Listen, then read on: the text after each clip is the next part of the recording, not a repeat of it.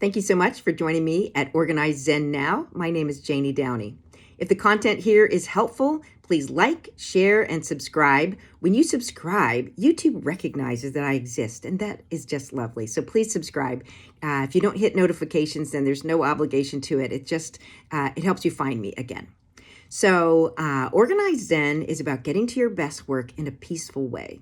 So the tool I'm going to offer you today is to work on prioritization. So prioritization helps because it's a filter over the work that you do to say, before I commit to something new, is this something that actually is in my heart and that's going to make me happy to work on it? And we don't get to choose all of the work. Everything we do isn't joyous. You have to file your taxes and you have commitments that you've made and contracts you got to meet and work schedules you have to meet.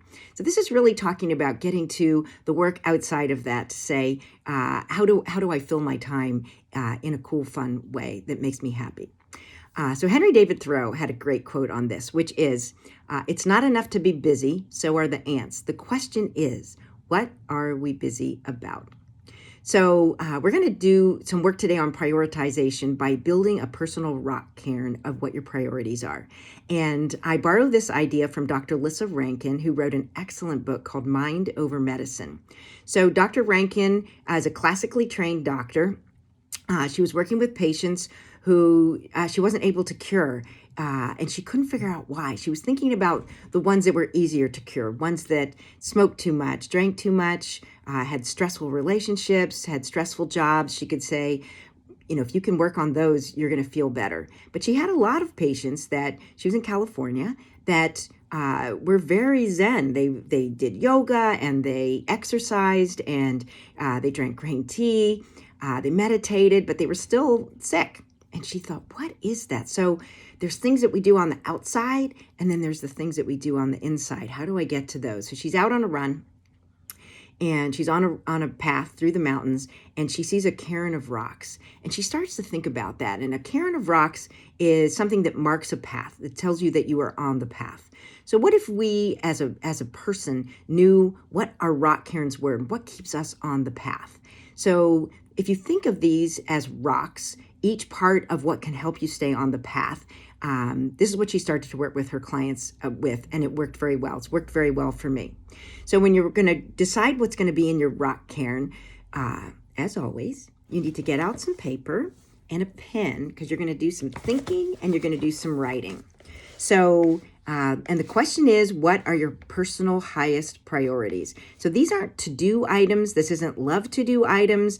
These are not tasks. These are general categories.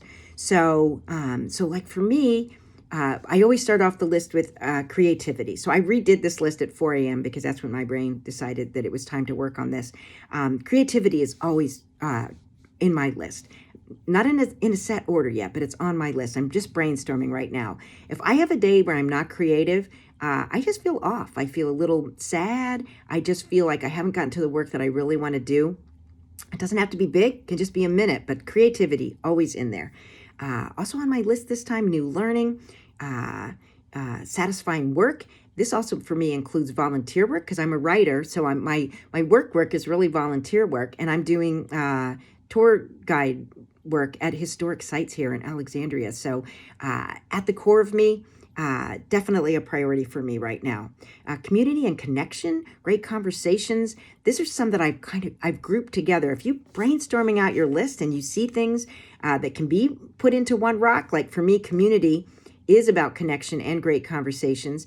I was giving a talk one time and a woman did her rock cairn, and she said, I've got a grouping that I never thought about. And she said, I love international travel.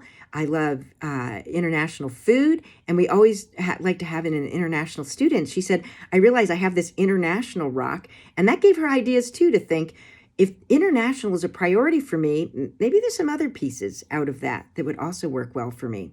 A surprise that came up for me this time, I always love this when there's some rock that I haven't really thought about before, is humor.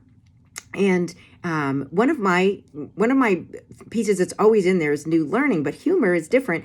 And I think these two are tied together in a way now, because new learning for me includes reading the Washington Post every morning, cover to cover. I just love the news. I love I'm connected with the facts that are happening out there, but I'm also seeing new recipes and I'm getting book recommendations.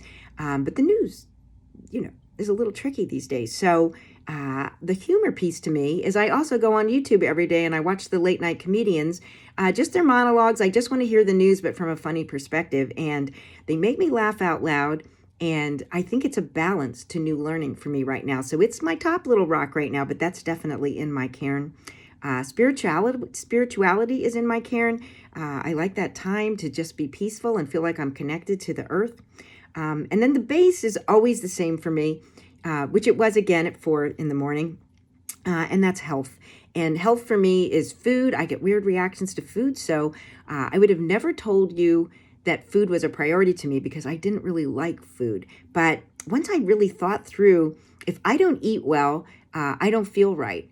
And making health and food a priority for me means the choice between if I'm out and I don't have a lot of time, I'm trying to get stuff done, and I think I can just grab some food while I'm out that maybe is not as healthy for me, versus coming home and taking an hour to cook something and actually sit down and eat it.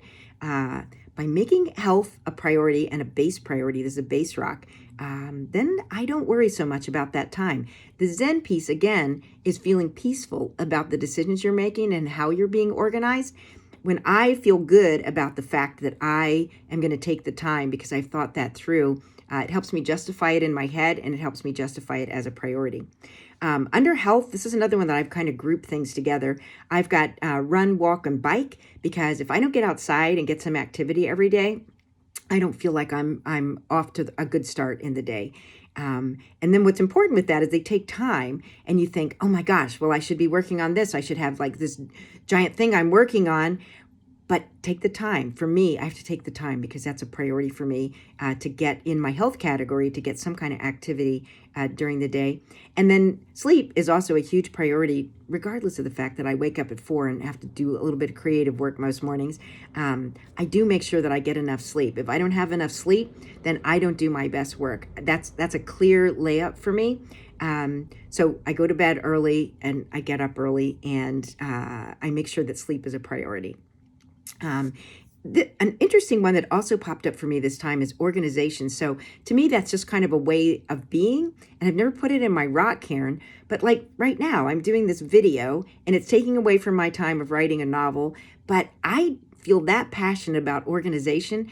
I can't walk into a room and just not neaten it up a little bit, and my daughters say, don't try to help her. It's just how she's built. But I actually feel better when I do that. So being efficient, making some order out of some chaos every day is super important to me. It's a priority. So it's fun to have on my list. And then a new one for me also is independence. So I don't want to be tied to anything right now. I'm a writer, right? So independence showed up as a rock, and I added it to my cairn. So I work on your list.